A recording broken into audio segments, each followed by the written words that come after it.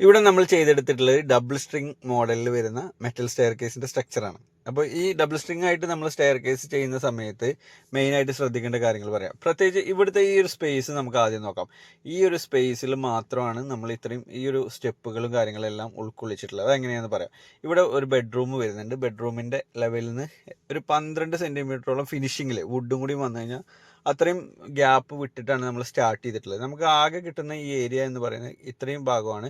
അതിൽ നമുക്ക് 1 മീറ്ററിൻ്റെ ലാൻഡിങ് കഴിഞ്ഞിട്ടുള്ള ബാക്കിയുള്ള സ്ഥലത്താണ് ഈ സ്റ്റെപ്പുകൾ സെറ്റ് ചെയ്തിട്ടുള്ളത്. അപ്പം നമുക്ക് നിർബന്ധമായിട്ടും ഒരു സ്റ്റെപ്പിൻ്റെ റൈസർ എന്ന് പറയുന്നത് 25 സെൻറ്റിമീറ്റർ കിട്ടണം. നമ്മൾ ഫസ്റ്റ് കൊടുക്കാൻ വിചാരിച്ചത് ആ മുകളിലോട്ട് ഈ ഭാഗത്തോട്ടാണ് കേട്ടോ. അങ്ങനെ കിട്ടില്ല എന്നുള്ളത് കൊണ്ടാണ് നമ്മൾ നേരെ പോയിട്ട് ഇങ്ങനെ വന്ന് തിരിച്ച് റിട്ടേൺ ആയിട്ടുള്ള രീതിയിൽ കൊടുത്തത്.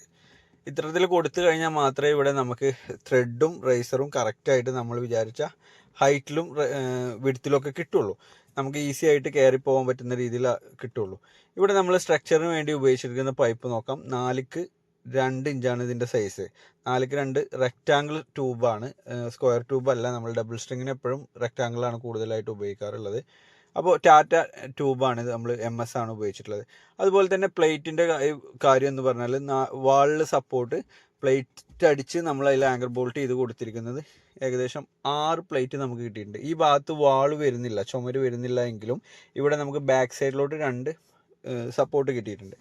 നമുക്ക് ഇത്തരത്തിൽ പ്ലേറ്റ് അടിച്ച് ഹാങ്കർ ബോൾട്ട് സിസ്റ്റത്തിലും കൊടുക്കാം, അല്ലെങ്കിൽ വാള് കട്ട് ചെയ്ത് ഡയറക്റ്റ് അതിലോട്ട് പൈപ്പ് കയറ്റി വെച്ച് കോൺക്രീറ്റ് ചെയ്യുന്ന രീതിയിലും ചെയ്യാം.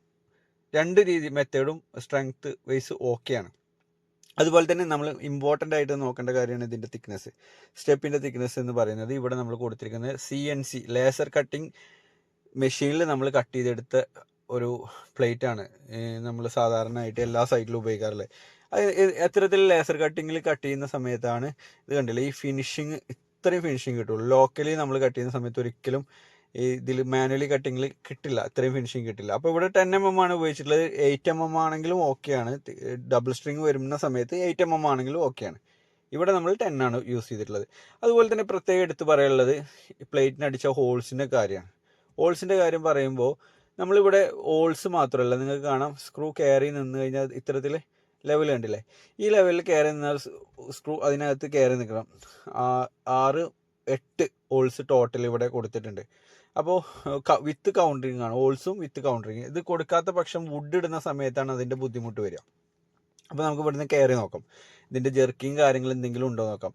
സ്പാന് കുറവായതുകൊണ്ട് തന്നെ നല്ല സ്ട്രോങ് ആണ് കേട്ടോ. ഇവിടെ ലാൻഡിങ്ങിലൊക്കെ 4 സൈഡിൽ പിടുത്തം കൂടിയും കിട്ടിയതുകൊണ്ട് ഡബിൾ സ്ട്രോങ് ആണ് സ്റ്റെയർ കേസ്. ഫസ്റ്റ് ഇവിടെ ലാൻഡിങ് വന്നിട്ടുണ്ട്, വീണ്ടും ഒരു 3 സ്റ്റെപ്പ് കയറിയിട്ടാണ് അടുത്ത ലാൻഡിങ്. ഇവിടെ നമുക്ക് കറക്റ്റ് 1 മീറ്റർക്ക് 1 മീറ്റർ അല്ല ലാൻഡിങ്. ഈ സ്പേസ് അഡ്ജസ്റ്റ് ചെയ്യാൻ വേണ്ടിയിട്ട് 1 മീറ്റർക്ക് 1.6 കൊടുത്തിട്ടുണ്ട്. അതുപോലെ തന്നെ ഇവിടെ നമ്മൾ മുകളിലോട്ട് പിന്നീട് ലാൻഡിങ് കഴിഞ്ഞിട്ട് കയറുന്ന ഈ ഒരു സ്റ്റെപ്പുകൾ ഇവിടെ നമ്മളെല്ലാം ഉൾക്കൊള്ളിച്ചത് ഈ അളവ് നോക്കി ഡിവൈഡ് ചെയ്തിട്ട് തന്നെയാണ് കൊടുക്കുക.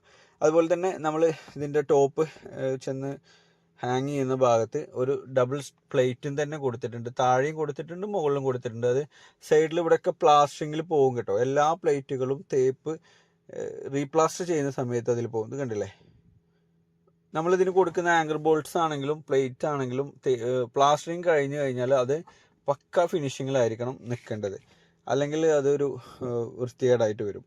ഇവിടെ പ്ലേറ്റ് നമുക്ക് സ്റ്റെപ്പ് 25 സെൻറ്റിമീറ്റർ ആണ് ടോട്ടൽ. ഇതിൻ്റെ അളവ് ത്രെഡിൻ്റെ അളവ് 25 സെൻറ്റിമീറ്റർ ആണ്. ഇവിടെ പ്ലേറ്റ് നമുക്ക് 15 സെൻറ്റിമീറ്റർ ആണ് കേട്ടോ. ഈ ഭാഗം നമ്മൾ ഡിവൈഡ് ചെയ്തിട്ടാണ് ഇതിൻ്റെ ഹൈറ്റും വിഡ്ത്തും ഒക്കെ കൊടുക്കുന്നത്. ഞാൻ പറഞ്ഞു നമുക്കിവിടെ മിനിമം വിഡ്ത്താണ് കിട്ടിയില്ല. അതായത് ത്രെഡ് 25 സെൻറ്റിമീറ്റർ 10 ഇഞ്ച് എന്ന് പറയുന്നത് മിനിമം ആണ്. ഹൈറ്റ് നോക്കുമ്പോൾ നമ്മൾ ഡിവൈഡ് ചെയ്ത് ഇവിടെ ചെയ്യുന്ന സമയത്ത് നമുക്കിവിടെ കിട്ടിയിട്ടുള്ള അളവ് ഏകദേശം 17 സെൻറ്റിമീറ്ററോളാണ്. 17 സെൻറ്റിമീറ്റർ അത്ര കൂടുതലല്ല. നമ്മൾ സാധാരണ കൊടുക്കുന്ന അളവെന്ന് പറഞ്ഞാൽ 15 സെൻറ്റിമീറ്റർ മുതൽ 17 സെൻറ്റിമീറ്റർ. ഇതിനകത്തായിരിക്കണം അളവ് എപ്പോഴും നിർത്തേണ്ടത്.